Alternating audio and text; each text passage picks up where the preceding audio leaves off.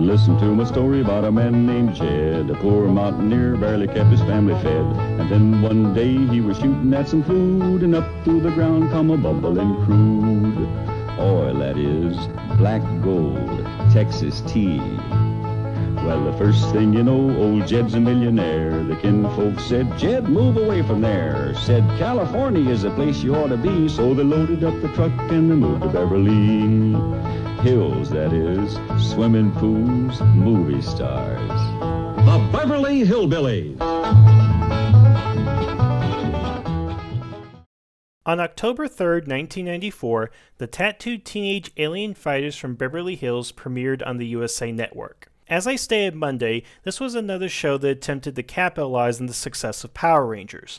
However, unlike its contemporaries in VR Troopers and the superhuman samurai Syber-Squad, the creators of the show decided not to adapt it from any existing Japanese source material, thus making it stand out from those other shows. However, this had both positive and negative consequences for the production crew. On the one hand, no Japanese footage meant that the writers were free to craft whatever story they wanted without being limited by pre-existing footage and storylines. On the other hand, the budget for the production would likely be higher because of the need to record new fight footage every week.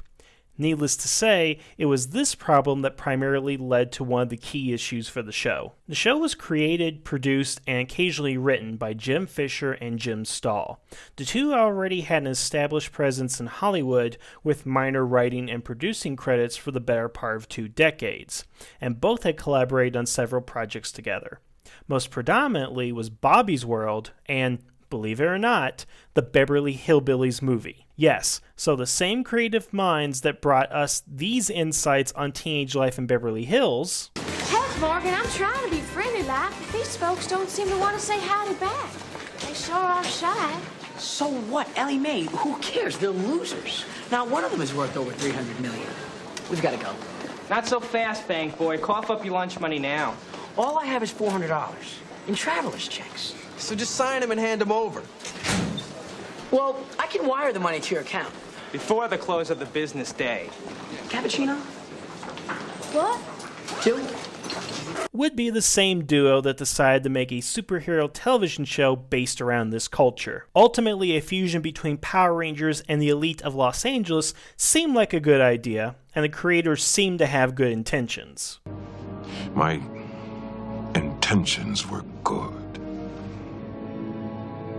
In the beginning, that seemed like enough. Now, before we get into the review, I need to make one thing clear. I have not seen the show in 20 years, and as a result, I don't remember very much, and the little I do remember has started to fade from my brain. Therefore, I will approach this series on episode-to-episode basis, meaning that I will review one episode at a time, basing my knowledge of events on that one episode and the ones that came before it. Once I have finished all 40 episodes in the series, I will then give my overall thoughts to the series as a whole. With that out of the way, on to the review. The first episode is titled In the Beginning.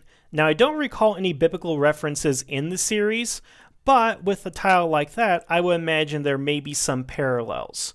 Let's see if we can find them. We open to the planet Molecula, home of Emperor Gorganas, our antagonist of the series, along with his comic relief sidekick, Lechner. Gorganas is receiving a map from an unknown alien. You shall be rewarded handsomely for this. Lechner, arrange 1,000,000 credits on the pleasure planet of Eden and have a share of my personal treasure. But wait. What's this? You failed to kill Nimba. We'll have to amend that reward slightly. Say 40 years banishment to our living death in the stricken toil mines. I must say, I'm really impressed by this guy. Here we have a mysterious, armor-clad villain with a really cool and subdued voice, who immediately shows us his ruthlessness and lack of mercy.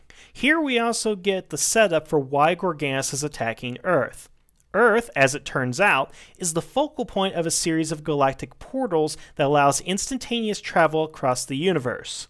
They seem to function in much the same way as the Iconian gateways from Star Trek or the Stargates from, well, Stargate.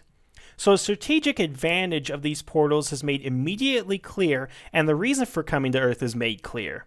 So far, this is a much better establishment of goals than opposed to... Don't leave! You'll miss my coming out party! That's when I destroy the nearest planet!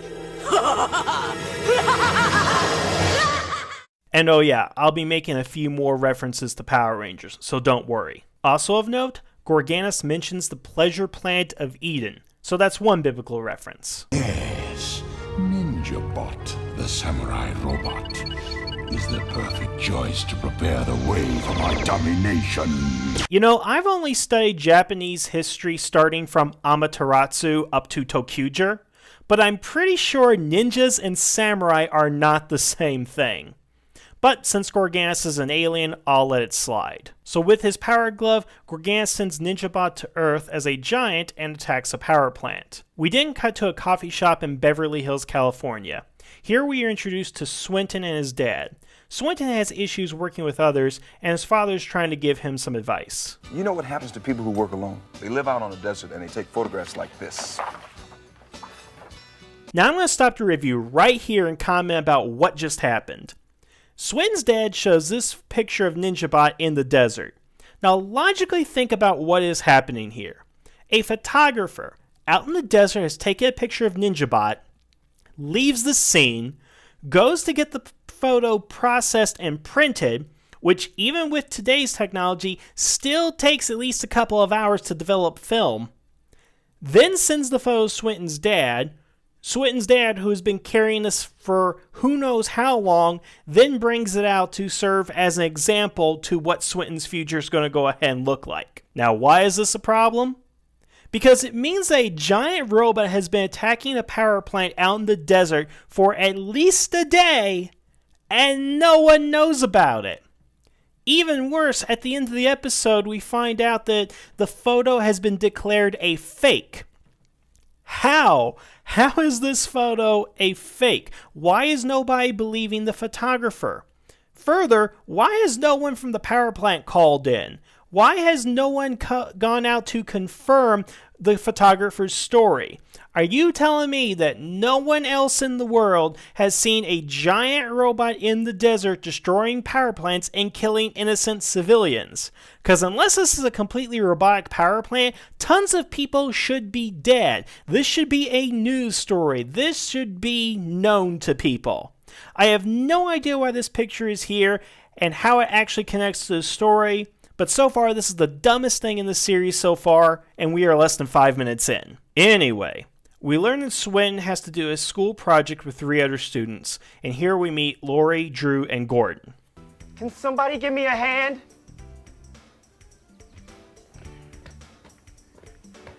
That's okay, I got it. A lot of people have given the show flack for making the main characters arrogant jerks with little personality. To that I say, it's Beverly Hills. What did you expect? This is the exact archetype that you would expect from this city. We have 4 teens that most likely go to an expensive school, are most likely wealthy, and are most likely used to getting things their way. For them to be this way is normal for the location the series is based in. And if I may go off point for a moment, this is actually refreshing when you compare them to the Power Rangers. The original 5 Power Rangers were always goody-goods or do-gooders. The 5 always got along with each other, had few flaws, helped out the community, helped underprivileged youth, and were all around good people. They were natural heroes.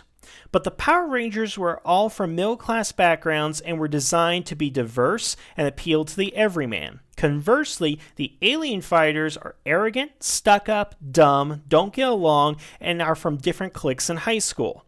This means they are prone to have more flaws with their personality, make mistakes, be in the wrong, make morally questionable decisions, and, in the case of Swinton, need to learn the value of teamwork. So while you may claim that these jerks are not worthy to be superheroes, just consider that they just need to develop more as characters, and this gives the writers the freedom to change who they are and send them on journeys of self-discovery and change. Gordon accidentally messes with Swinton's science project and appears to have accidentally opened a portal. I would be remiss if I didn't point out this parallels Billy's invention of the wrist communicator in Power Rangers when he accidentally tapped into the Command Center's teleportation system.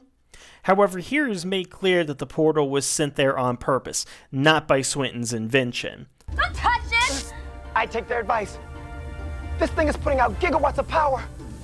This is real. I think we better deal with it. So, all in favor of exploring this thing, raise your hand. Again, it has been 20 years since I've seen this show, and I don't remember Drew being this dumb. She has no idea what this thing is and doesn't know if it will kill her or not, but she concludes that it may be a portal. So she steps in it. And lucky for her, I guess she was right, as all four are transported into a foggy cave. Here we meet Nimbar, our Zordon for the series.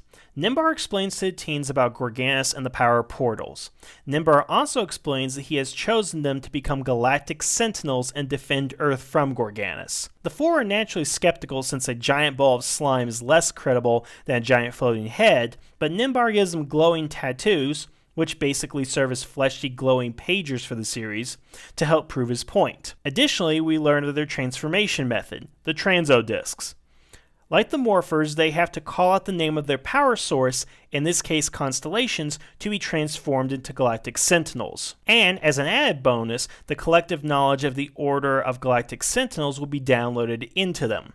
Basically, it's like the machine from Battlefield Earth that can beam information to your head, so this is the justification of how they're able to fight, use their weapons, and so forth. Nimbar also provides his justification for choosing them. Gordon, you will become Taurus, the bull, strong and dependable, a follower of rules. That's me. Swinton, you are innovative, bright, the maker of new rules. You shall be named Apollo. Hey, that's me. Drew, you've always been independent. You will become Centaur, the breaker of rules. That's her. Laurie, you are Scorpio. You can bring everyone together. She's a cheerleader. That's what she does. Laurie, I count on you to know which rule to choose. You can count on me. Where do I start? First, none of these qualities are really useful or necessary in a tactical situation. If anything, they're just vague descriptions of the teens themselves. They have no real use outside of social settings. Further, a quick wiki search yields that Nimbar really doesn't know what he is talking about when it comes to constellations. Taurus has many myths behind it, and they do emphasize strength, but dependable is not something that is brought up unless you count following orders, like in the Epic of Gilgamesh. But besides that, shouldn't following rules be a prerequisite for any soldier you're drafting into a war? Apollo is not a constellation. Apollo was the Greek god of music, healing, light, prophecy, and enlightenment. Being innovative, bright, and the maker of new rules may be attributed to a god, but it's really a flimsy justification regardless. Centaur, likewise, is not a constellation. Centaurus, however, is. Although, given Centaurus has no real mythological history to it, it could be referring to Sagittarius, which is a centaur. The whole thing is confusing, but regardless, Drew as an independent rule breaker is a close approximation to the Greek myths, as the centaur species was said to be wild as an untamed horse. But still, you are pretty much telling someone that the reason you chose them is because they break rules and that you want them to be breaking rules. That's not exactly sage advice. Finally, Scorpio, or Scorpius, was a giant scorpion sent by the goddess Artemis to kill the hunter Orion for his boastful behavior and promised to kill all the animals on Earth. After a fierce combat, Scorpius killed Orion and caught the attention of Zeus, the king of the gods. This led Scorpius to ascend to the heavens, and Zeus immortalized the scorpion in the stars to serve as a reminder to mankind to curb their excessive pride. Now, how any of this relates to Laurie bringing everyone together is a mystery. In fact, Laurie and Scorpio have nothing to do with anything. And the whole cheerleading thing, that's just dumb. But let's keep the relationship to Orion in the back burner for right now, shall we? So the four transform and head into battle. There are a few things that need to be observed here. First, the suits. I like that they are trying something new and different, and I can honestly say I've never seen anything like them before or since. The color palette is kinda dull, and not as colorful as other hero teams. I honestly like them and I think they are pretty cool. The major flaw, however, is in the masks.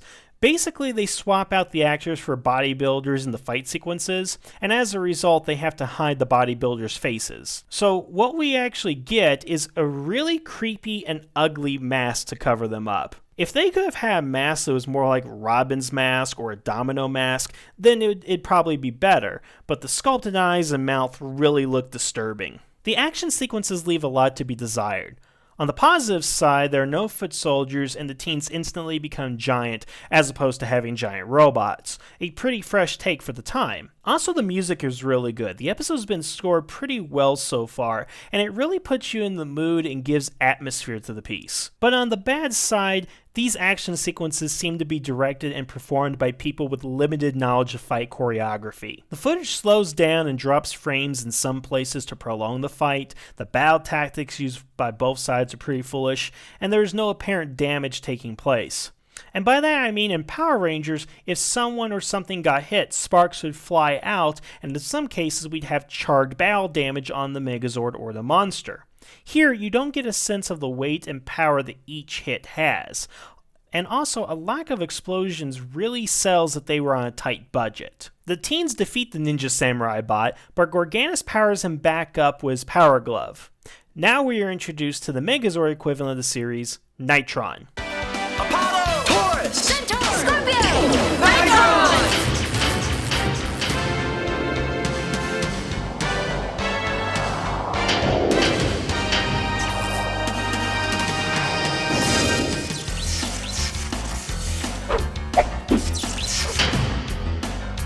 I'd be lying if I say he looked impressive.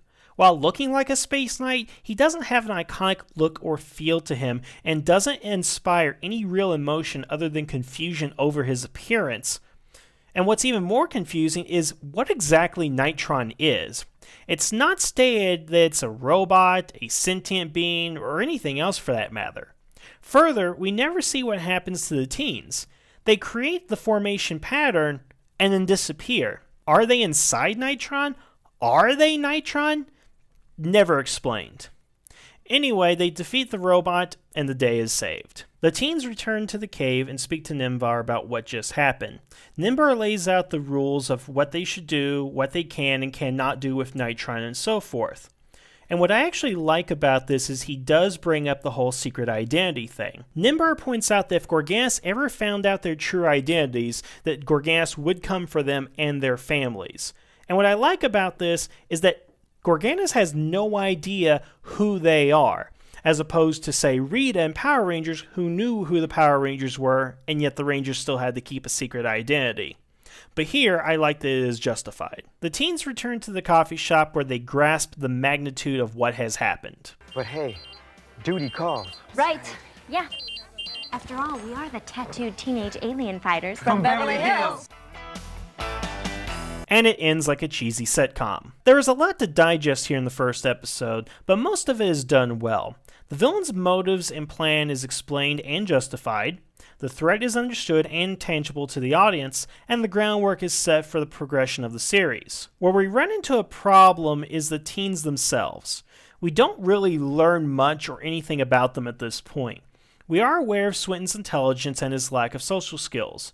We see how arrogant Gordon is. We are told Lori is a cheerleader, and Drew, well, she's just dumb.